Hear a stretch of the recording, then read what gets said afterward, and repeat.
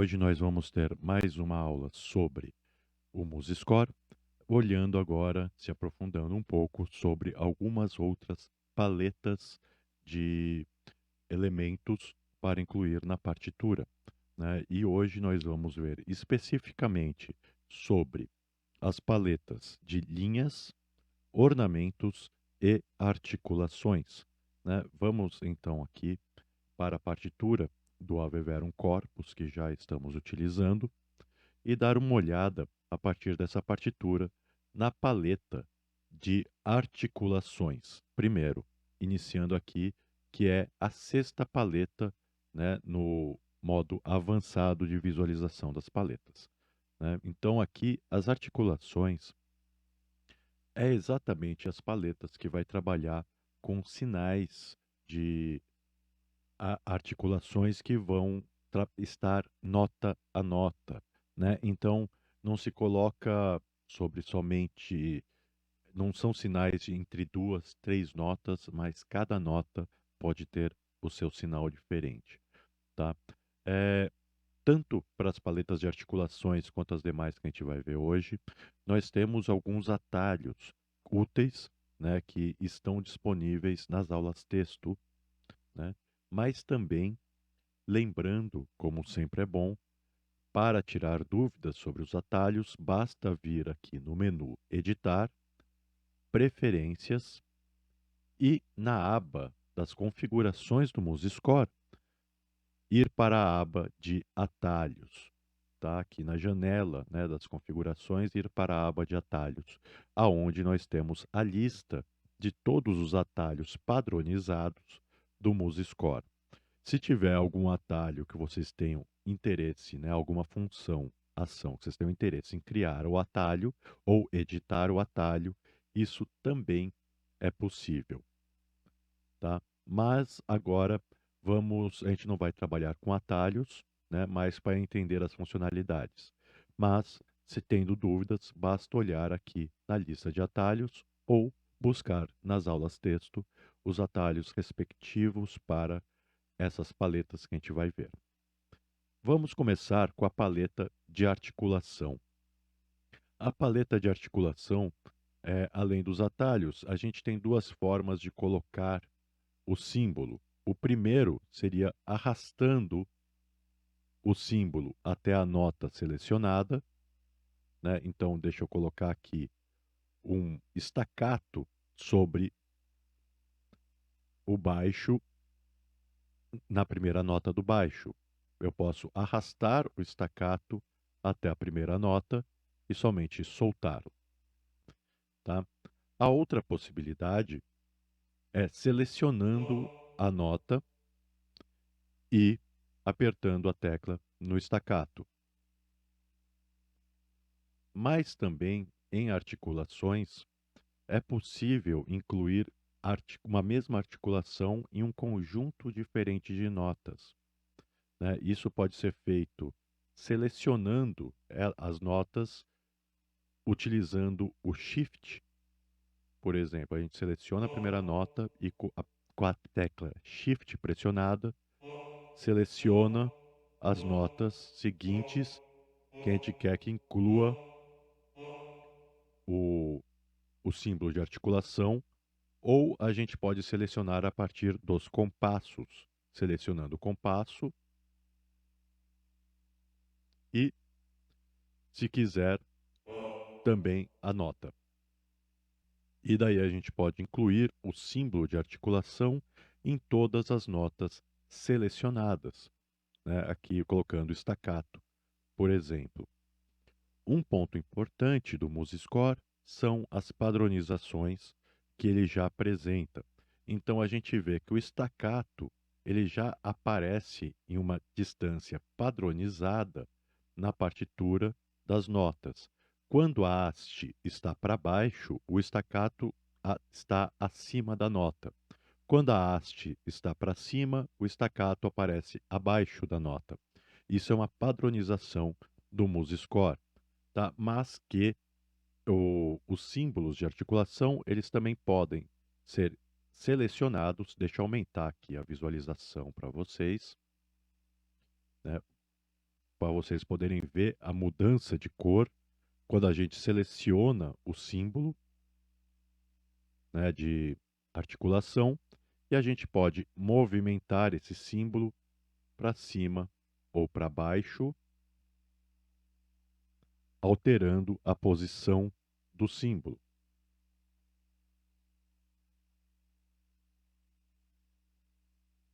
tá? Vou retornar aqui para limpar a partitura e também, ao selecionar as notas da partitura, a gente tem a opção não só de selecionar notas da mesma pauta, ou da mesma voz, ou do mesmo instrumento. A gente pode selecionar notas também de pautas distintas no mesmo tempo, né? Então, por exemplo, selecionar as quatro vozes e colocar um símbolo de fermata na primeira nota das quatro vozes, né? Isso ajuda a acelerar o processo de edição quando, se é necessário, incluir o mesmo símbolo para diversas notas. Por um processo muito similar ao de articulações, a gente tem a inclusão dos ornamentos, né? Os ornamentos, eles já vêm com símbolos tradicionais de mordentes, grupetos, trinados e assim por diante, e eles são incluídos a partir de notas específicas selecionadas ou arrastados para a nota de interesse. Então, colocando aqui o símbolo sobre a primeira voz do soprano, agora escolhendo o trinado, colocando sobre a voz do soprano, primeira nota da voz do soprano, tá? A partir arrastando o símbolo. Ou também é possível selecionar a nota e daí clicar sobre o símbolo de articulação que gostaríamos de articulação ou ornamento, perdão, que gostaríamos de incluir. Aqui, no caso, novamente o trinado. A paleta de linhas, ela tem um funcionamento um pouco distinto, porque as linhas costumam ser símbolos de articulação e fraseado, além de dinâmica e até mesmo altura de notas, e que não se limitam a somente uma nota, ou nota a nota, mas são elementos que vão de duas, três, quatro ou mais notas. Como a gente pode ver já na partitura aqui incluída do Ave Verum, né, a ligadura entre no segundo tempo aqui, entre a nota Ré e a nota Fá do soprano, e entre a nota Lá e o Sol sustenido no compasso seguinte, né, as ligaduras entre duas notas. A gente também tem aqui na parte de tecla, né, bem visível, a ligadura entre quatro tempos, entre quatro notas, né, no piano, na mão direita do piano ou órgão, né, que seria uma tecla não identificada, né? Como que a gente inclui esses símbolos? Para incluí-los, o processo é muito similar ao das paletas anteriores, né? Então, eu vou deletar essa ligadura, né, e vou selecionar somente a primeira nota, que é o Ré, no caso aqui da mão direita, né, a voz superior da mão direita, e vou clicar no legato. Automaticamente se cria a ligadura entre o Ré e a nota seguinte da mesma voz. Então, entre o Ré e o Lá. No caso, se eu quiser, eu posso arrastar essa ligadura até a quarta nota. E para isso é interessante a gente ver. Vou usar a ligadura seguinte, porque ela já está bem aberta, né, para visualizarem os pontos da ligadura que a gente pode utilizar para editar, né, e alterar a ligadura. né? E também que a gente vai ver similares em outros símbolos aqui da paleta de linhas. Então a gente vê que na ligadura tem dois quadrados extremos. Os quadrados extremos, eles definem a nota inicial e a nota final desta linha. Então, se eu quiser alterar a nota inicial, basta arrastar para a nota que eu tenho vontade que ela seja incluída. Aqui eu arrastei até o Ré do compasso anterior, né? Vou retornar para o Fá e a nota, o quadrado extremo da direita, define a nota final. Aqui vou arrastá-lo para o Ré, para a terceira nota do compasso seguinte. Automaticamente, a ligadura já se adapta, né, à nova, ao novo número, né, ao novo grupo de notas. Né, o desenho da ligadura já se adapta de maneira padronizada. Outros quadrados que a gente vê são os três quadrados superiores e o quadrado central inferior.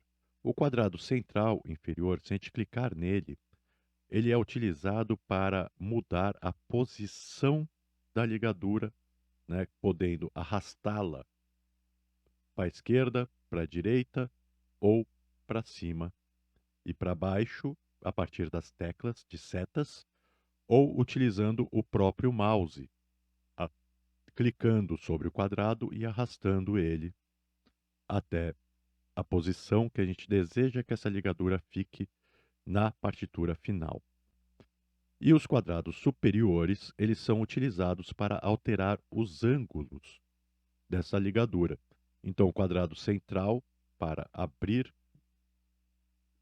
o ângulo a partir do centro da ligadura, alterando os ângulos a partir do centro da ligadura, podendo inclusive colocar uma ligadura numa posição de ligadura inferior ou ligadura superior, e os quadrados das pontas superiores também alteram o ângulo, mas a partir das pontas, né? A partir das laterais da ligadura, podendo modificar o ângulo e a abertura da ligadura.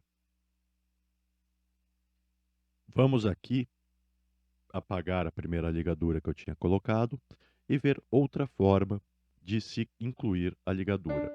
Então, a forma primeira que a gente viu foi somente clicando na ligadura a partir da primeira nota selecionada, que cria automaticamente uma ligadura de duas notas.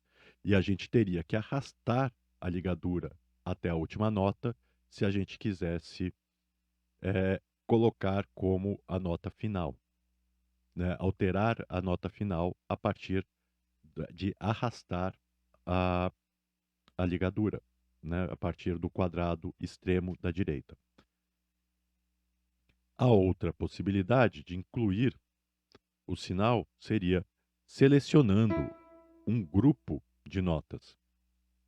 Então, se eu quero que a ligadura fique entre as quatro primeiras notas, eu seleciono a primeira e com Shift eu seleciono a última nota também, com o Shift pressionado. Automaticamente vai selecionar todas as notas também no meio dessas duas, entre elas. E daí, clicando na ligadura, já sai uma ligadura automaticamente. Aqui acabou, como está com uma escrita em vozes, acabou selecionando o compasso todo e não somente a voz que eu escolhi. Então, daqui seria necessário apagar a ligadura inferior, mantendo somente a superior, tá? Como a escrita está em vozes. Perfeito? Bem, além das ligaduras, nós temos alguns outros sinais de linhas, como os crescendos, como gráficos, né? Os crescendos escritos, os sinais de dinâmica mais crescendos, diminuendos, alguns que a gente já viu, como sinais de repetição de casa 1, casa 2 e etc. Sinais de oitavas superiores, oitavas inferiores, quer dizer, a nota soaria uma oitava acima do que está escrita, ou uma oitava abaixo, ou até mesmo 2 e 3 oitavas acima, abaixo. Sinais de pedal e colchetes, e além de alguns outros sinais, como os de ornamentação, mas que a ornamentação pode estar entre mais notas, como é o caso aqui do trinado, ou em notas longas, né? Então, por exemplo, incluindo um trinado aqui na mão esquerda, né, existe a possibilidade no trinado de editar o tamanho, né, o tamanho que a gente quer, o tempo, a duração do trinado, até mesmo atravessando compassos. Diferente do trinado anterior que a gente viu na paleta de ornamentos, que seria um símbolo de nota somente acima da própria nota. E outros sinais como crescendo, a gente pode selecionar a primeira nota e clicar em crescendo ou diminuindo, e automaticamente vai abrir o sinal com a duração de um compasso abaixo da nota escolhida. Entre, né? No caso aqui, entre as duas pautas do sistema da tecla. Se você clicar sobre esse elemento, a gente vai ver que ele tem algumas possibilidades de edições também. Algumas a menos do que o legato, né, a ligadura, mas é possível com as notas, com os quadrados extremos, vou até aumentar aqui a visualização, com os quadrados extremos a gente pode reduzir ou aumentar o tamanho do crescendo no tempo.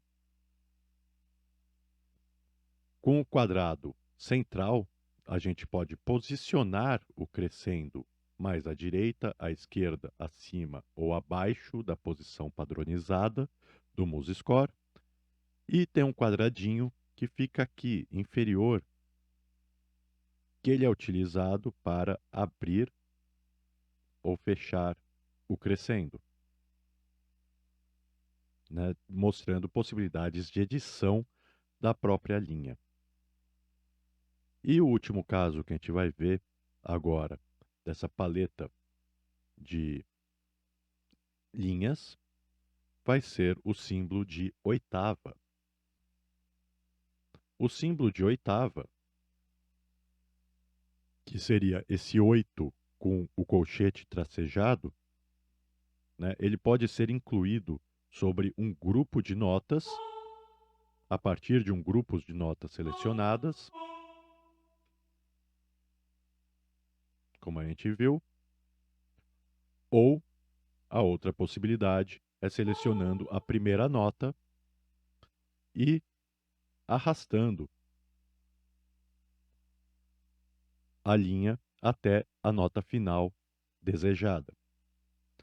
O símbolo de oitava tem uma diferença importante, porque ele altera também a altura da nota, quando a nota é reproduzida.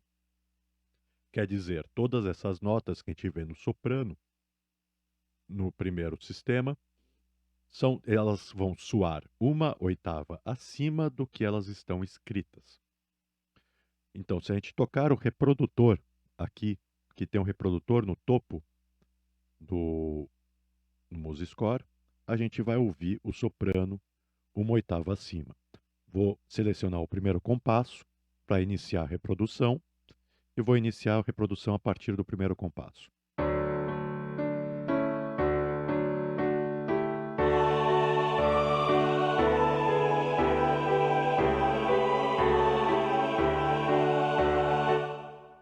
E agora eu vou desfazer, né, essa minha alteração da oitava, somente para vocês perceberem a diferença de como soa uma oitava acima ou uma oitava abaixo.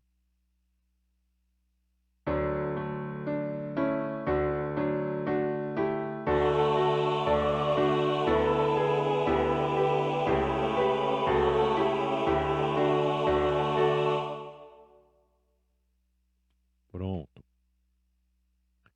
Bem, essa foi uma aula sobre essas três paletas, no caso, as paletas de linhas, ornamentos e articulações. Na próxima aula, nós veremos outras paletas diferentes, no caso de andamento e dinâmica. Até breve.